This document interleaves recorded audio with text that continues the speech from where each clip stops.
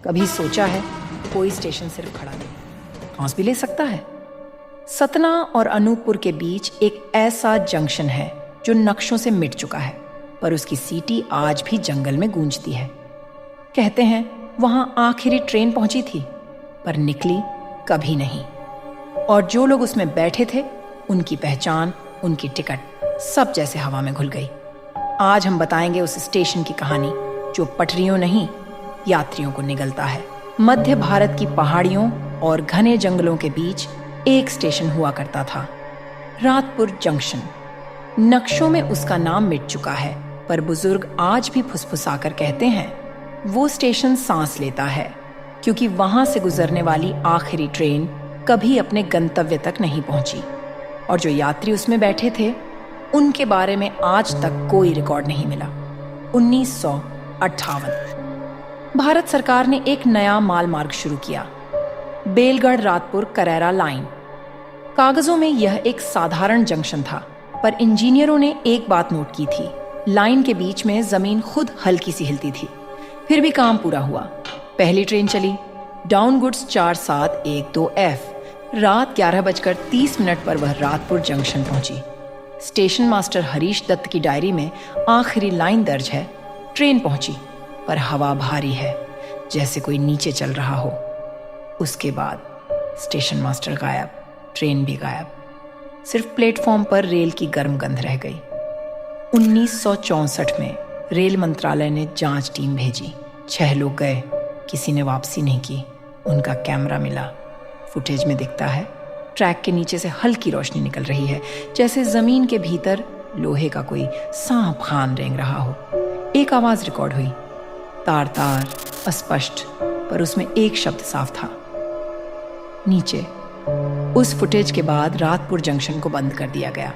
1979 कुछ छात्रों ने इस जगह पर एडवेंचर कैंप लगाया। रात के 1:30 बजे उन्होंने जंगल में गहरी धातु की थाप सुनी।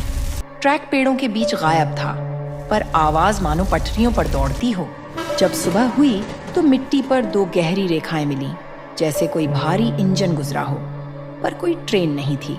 विद्यार्थी वापस लौट आए, सिवाय एक के, जिसकी नोटबुक में आखिरी शब्द था, आ रही है।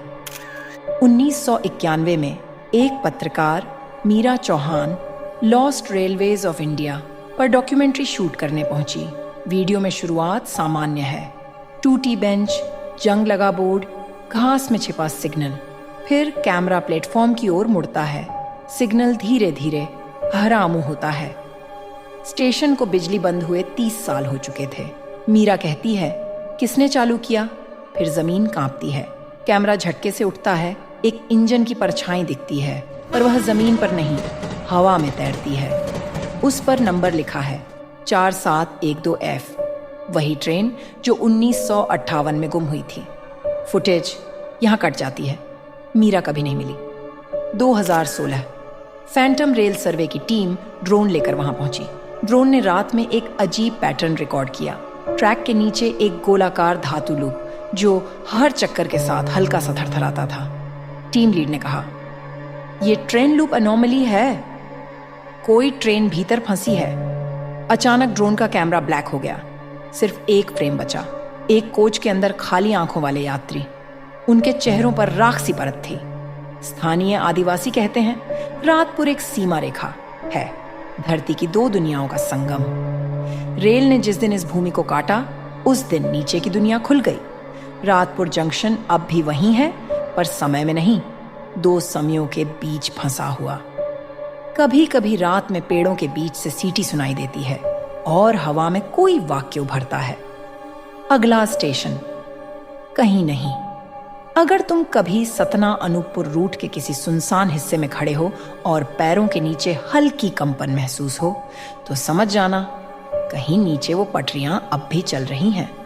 ऊपर से कोई ट्रेन नहीं दिखेगी, पर अगर तुमने ध्यान से सुना तो तुम्हें वो इंजन पुकारते सुनाई देगा, धीमे गहरे स्वर में, सवार हो, लौट चलें। और अगर तुमने मुड़कर देखा तो हो सकता है तुम्हें भी वही सफर तय करना पड़े जिसका कोई अंत नहीं। रातपुर जंक्शन मिट गया, पर उसकी सांसें नहीं। कहते हैं हर कुछ दशकों में वही ट्रेन वही नंबर फिर से हवा में उभरते हैं। सवाल ये नहीं कि वो कहाँ जाती है, सवाल ये है क्या वो अब भी यात्रियों को ढूंढ रही है। अगर कभी तुम्हें जंगल की खामोशी में वो सीटी सुनाई दे तो मत रुकना, क्योंकि जो ट्रेन मंजिल तक नहीं पहुंचती वो लौटकर तुम्हें वहीं ले जाएगी जहां से समय भी वापस नहीं आता।